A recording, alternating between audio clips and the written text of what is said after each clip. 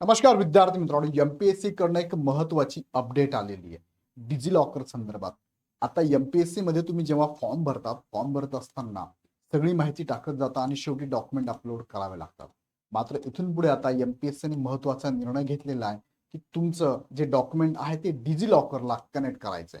म्हणजे फॉर्म भरत असताना तुम्हाला इथे कन्सेंट द्यायचा आहे, परमिशन द्यायची आहे, संमती द्यायची की डिजी लॉकरवरचे डॉक्युमेंट तुम्ही बघू शकता.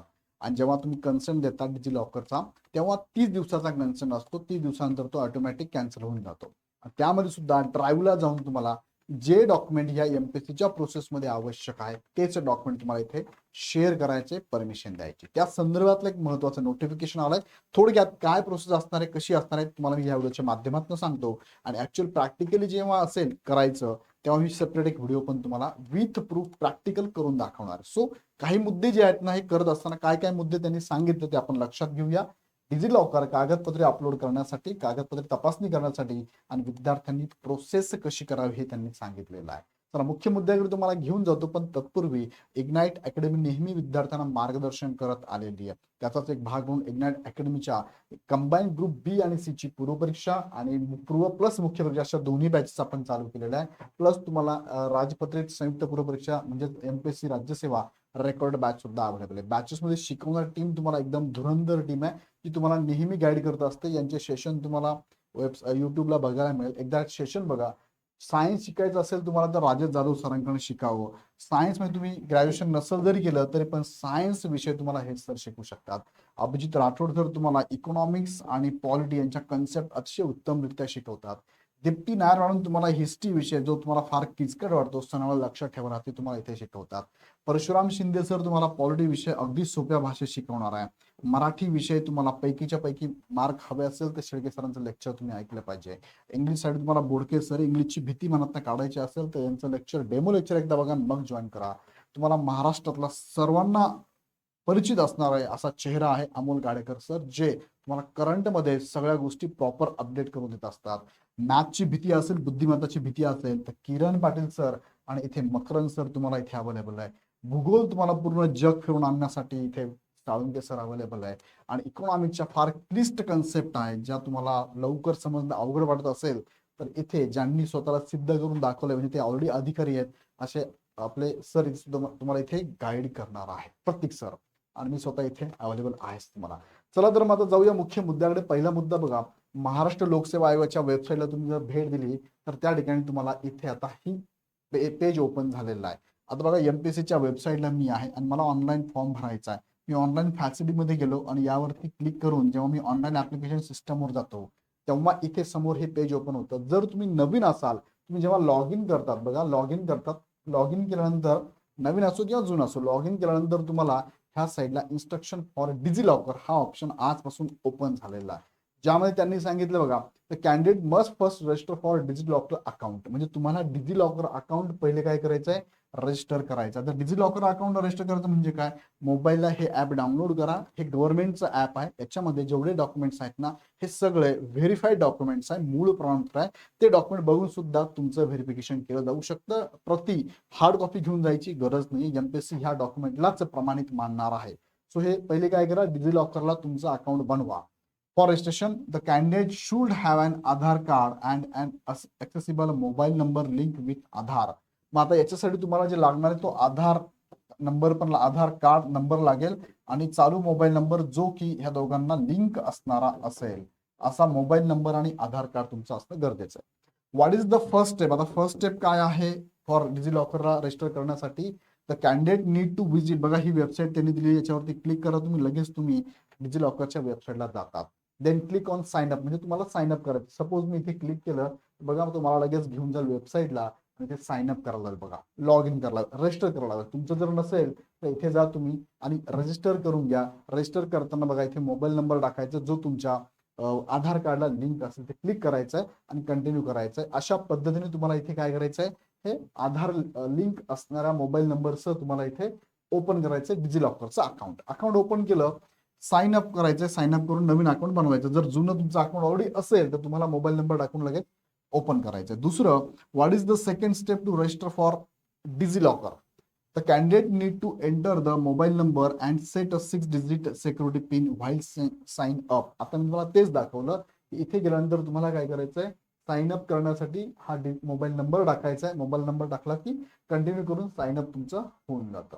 पुढे सांगितलंय आफ्टर दॅट बघा पिन सेट करायचा, तुमचा पासवर्ड तुम्हाला सेट करायचा आहे. पासवर्ड सेट झाल्यानंतर after that the candidate must enter the Aadhaar number. मी थोडं झूम करतो तुम्हाला दिसेल असं बघा इथे. नंतर कॅन्डिडेटला काय करायचं सांगितलंय, must enter the Aadhaar number and create a user name which will be required for log in. म्हणजे तुमचा युजर आय डी आणि पासवर्ड हा दोघे तुम्हाला सेट करायचा आहे. ओके. मग ओटीपी तुम्हाला send to the register mobile नंबरला ओटीपी येईल for verification. The Aadhaar number must be link with the mobile number असणं गरजेचं आहे आणि मग हे व्हेरिफिकेशन तुमचं होऊन जाईल. तिसरी स्टेप काय, what is the third step to register for DigiLocker.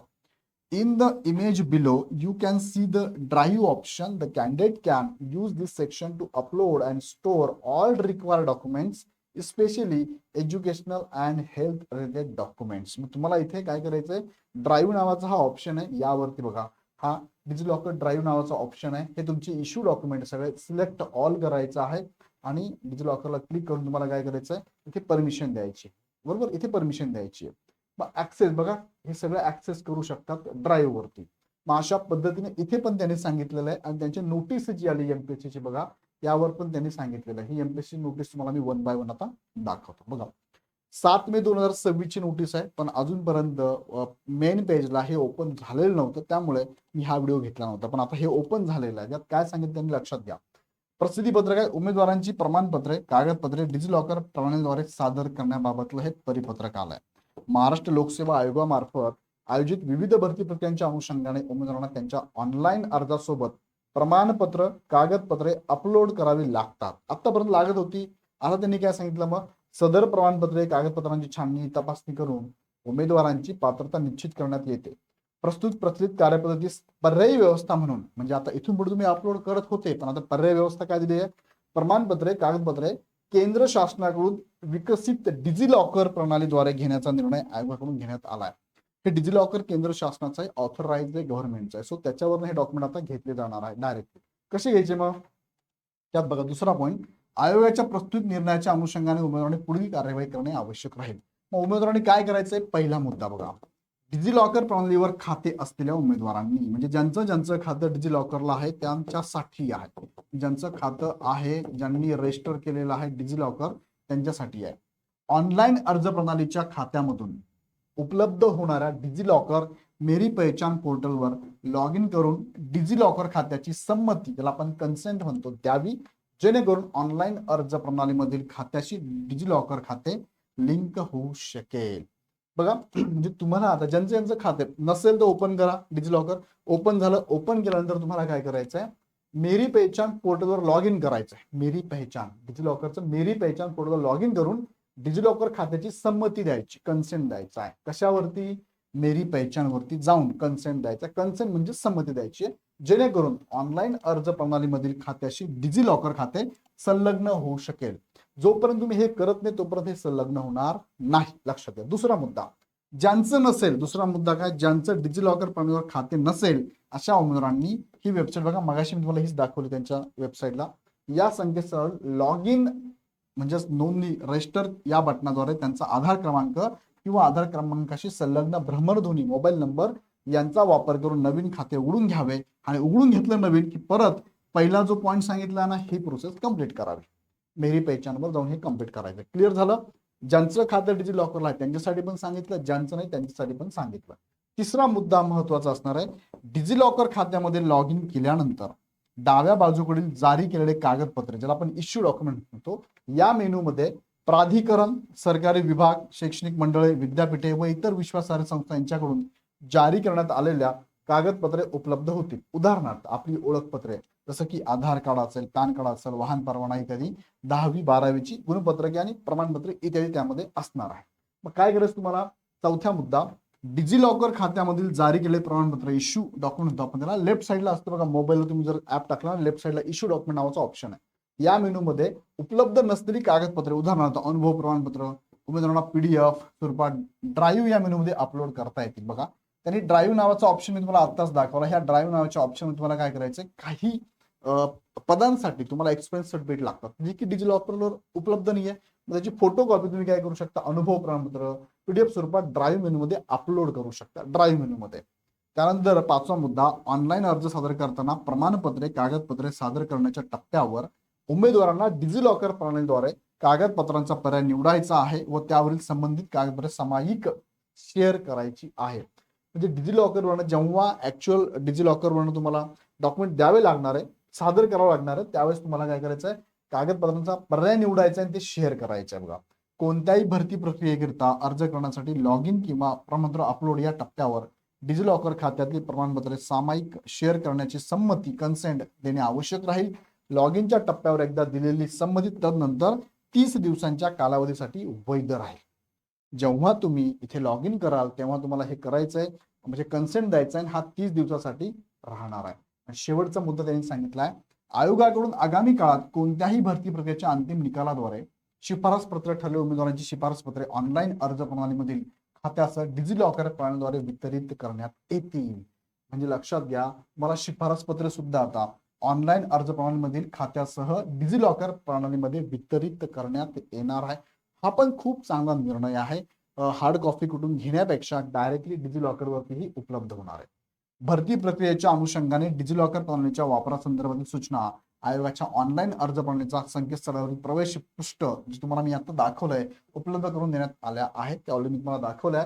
DigiLocker प्रणालीद्वारे कागदपत्रे अपलोड सादर करण्याची उपयुक्त कार्यपद्धत सद्यस्थितीत वैकल्पिक असेल, पर्यायी आहे, अजून फायनल नाहीये, करावंच लागेल असं सांगितलं नाहीये, पण हळूहळू विद्यार्थ्यांना जसं जसं अवगत होईल तसं तसं हीच प्रोसेस भविष्यात राबवणार आहे. सो नवीन विद्यार्थ्यांनी ही प्रोसेस आतापासून चालू करावी. तथापि डिजिलॉकर प्रणालीमधील जारी केलेल्या कागदपत्रांना माहिती तंत्रज्ञान डिजिटल लॉकर सुद्धा प्रदान करणाऱ्या मध्यस्थांद्वारे माहितीचे संरक्षण धारण नियम 2016 नुसार भौतिक मूळ प्रमाणपत्राप्रमाणेच वैधता असल्यामुळे आगामी काळात कागदपत्रे प्रमाणपत्रे केवळ डिजिलॉकर प्रणालीद्वारे स्वीकारण्यात येणार आहेत. यास्तव सर्व उमेदवारांना आवाहन करण्यात येते की डिजिलॉकर प्रणालीचा अधिकाधिक वापर करावा.